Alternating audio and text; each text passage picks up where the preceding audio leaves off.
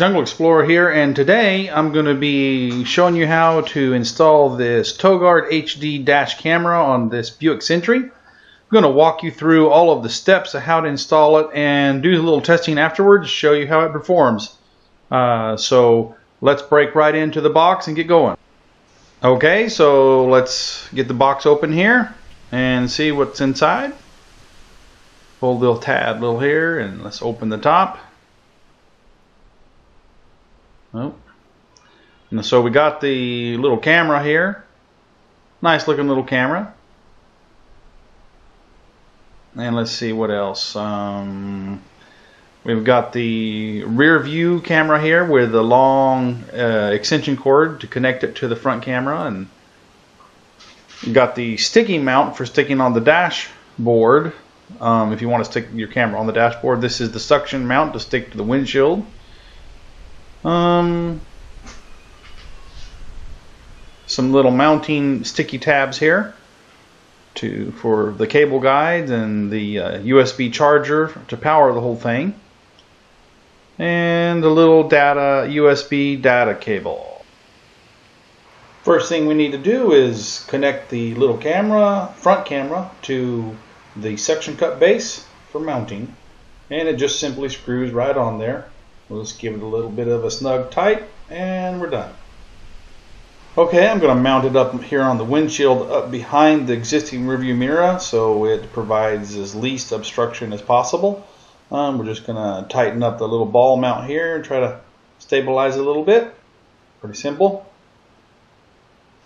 Okay, now we're going to go through the installation of the rear camera here.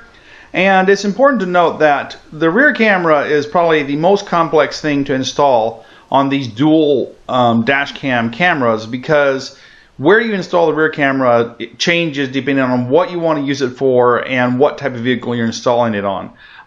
The rear camera can be used as two functions. One, it can be a rear view camera that films all the time so you're seeing what's happening behind you.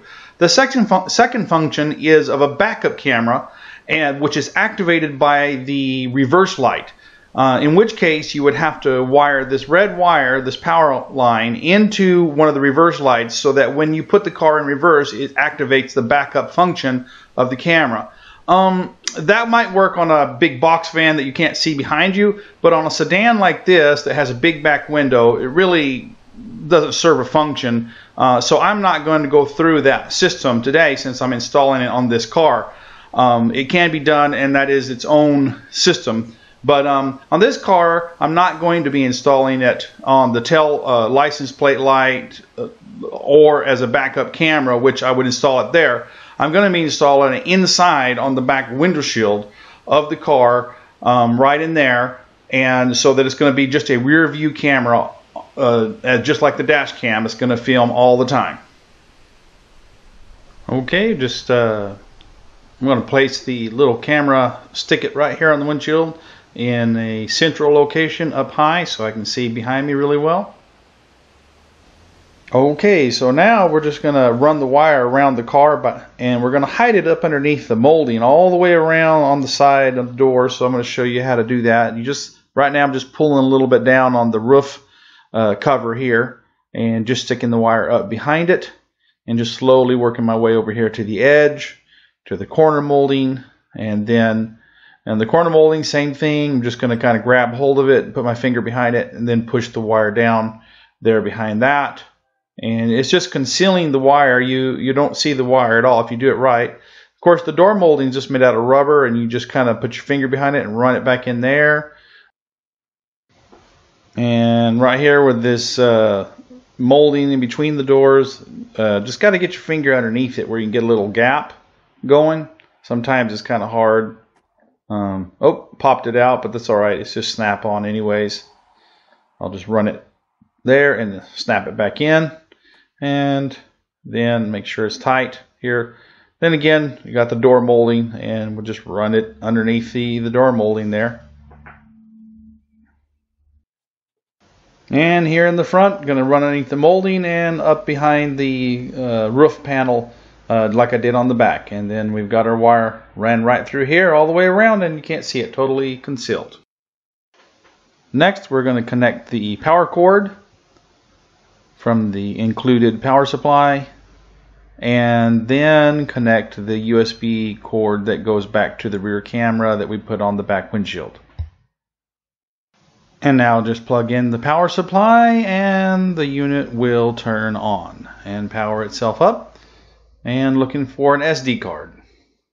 So we're just going to put a little SD card right here in the side, push it in, and we're done.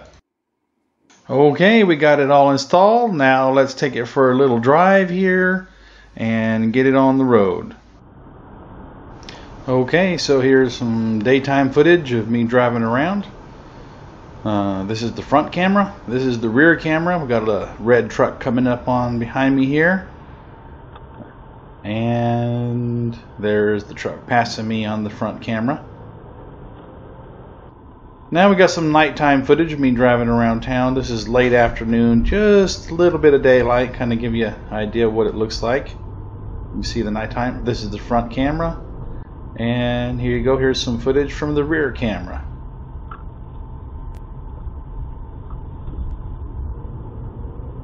Give you kind of idea what this looks like.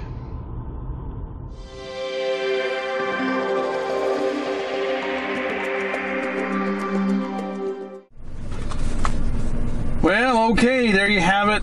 I walked you through the installation and showed you some testing of the camera.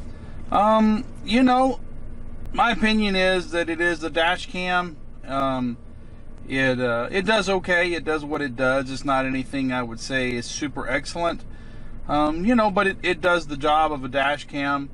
You know, I really, as far as these dual dash cam systems, I think that having the wired rear camera, it just doesn't make sense, because it does provide some level of difficulty running the wire, depending on the type of vehicle, and there's some other things there. I think that probably a wireless option would be a better for a dual system if you really want that rear camera. That way you can install it on any size of vehicle, and you wouldn't have to worry about running wires and all that stuff all the way back, because that just provides some extra complexity there.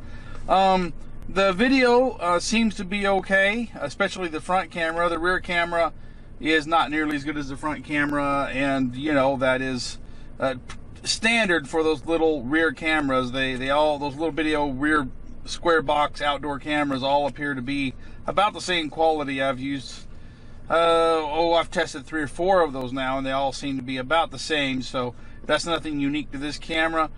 Overall, it was not that complex to put in the car that I installed it in, and you know, it's not hard. Anybody could do it. A couple of issues with it. One issue that I had is the little mounting base, the little suction cup mounting base. It's just really hard to tighten up and get real stable. It's very loose, especially when it gets in the sun and it's hot. It just becomes really flimsy. That needs to be a lot better and a lot stronger. The camera seems to function fine, but that base just really is not that good. It gets really loose, and any kind of movement kind of jostles it around. So that could be better on that. The other thing is that the file format on this, and this is not just this camera, there's some things on the file format. I had it recording in 3-minute segments, and a 3-minute video on here was about close to 500 megabytes in size. So that's about half a gigabyte for 3 minutes of video. Now, it says HD dash camera. I think looking at the video, you would agree that it's not high definition video. But that is a massive size for that video size.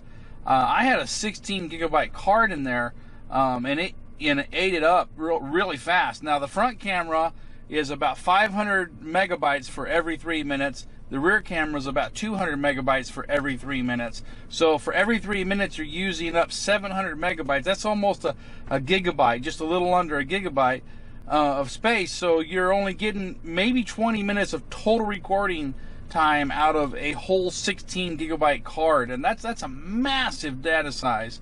And the problem is that it doesn't matter how long the video is, it's always the same size. let me try to describe this to you. It's kind of like saying you're moving and you're moving your house and you have only one size of shipping container. Whether you're filling it full of clothes or you're just putting one coffee cup in it, it's still the same size of box.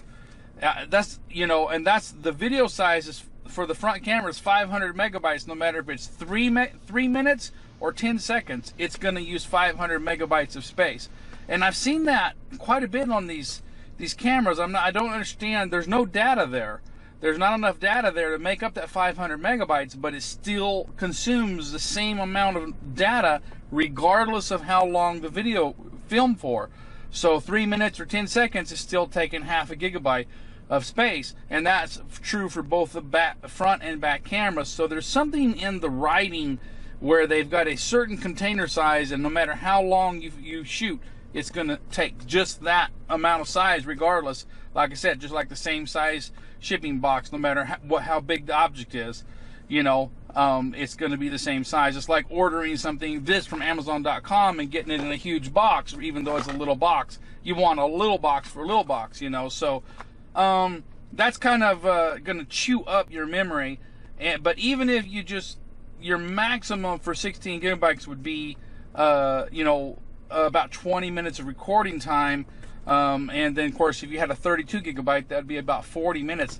That's massive data size, and so you're really not getting a long recording time out of this. And of course, it's going to loop over and start overwriting the first files. That's how these cameras work. So after about 20 minutes, you're starting to lose the video that you first caught. And if there was something there that you wanted to keep, well, you're going to lose it. So there's some other functions with the camera I tested off camera, like the motion detection and the G sensor and the parking monitor and all that stuff. Those things are kind of jicky. I've tested several cameras. I wouldn't trust them. Honestly, it's not got nothing to do with this camera. I wouldn't trust those things. They're just not really reliable. It's just some extra software they throw in there, but the camera itself is not designed really to do that. I haven't found those functions to be really reliable on any camera that I've tested. And the main thing for a dash cam is to film what's in front of you. And so I'm not really downing the camera, but I'm just being honest with you. There's some things about it that I found, a little bit. I would like to see some improvement. It's not a bad camera. I'm not saying it's bad. I'm saying there's room for improvement there, especially in the little mount system and the way it writes data. It's also recording to an MOV format instead of an MP4 format. The MOV format is a very old style format. And it's actually an Apple format, and it's not nearly as refined and compatible with modern day computing software. It's an old standard, and it's really going by the way. I'd like to see it record into an MP4 format. That would make it a lot more compatible. I had a little bit of trouble with the files on this. I had to actually use a video conversion software called Handbrake to convert the files from the MOV format to the MP4 format to make them so that I could use them with my editing program, because there was something incompatible there. So there's a few things to improve on it. So that I'm just telling you what I found. You make the judgment. As far as a dash cam, it works. As far as a rear cam, it works. Again, I didn't test the backup feature because the little camera is so small. If it was like a 6-inch screen, it might work for a backup camera. I don't think the backup feature really is beneficial in any way on this system because it's got such a tiny little screen.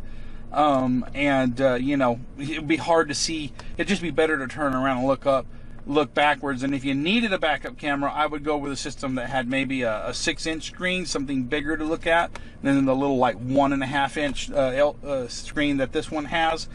So there you have it, my review of the Toguard HD dash camera.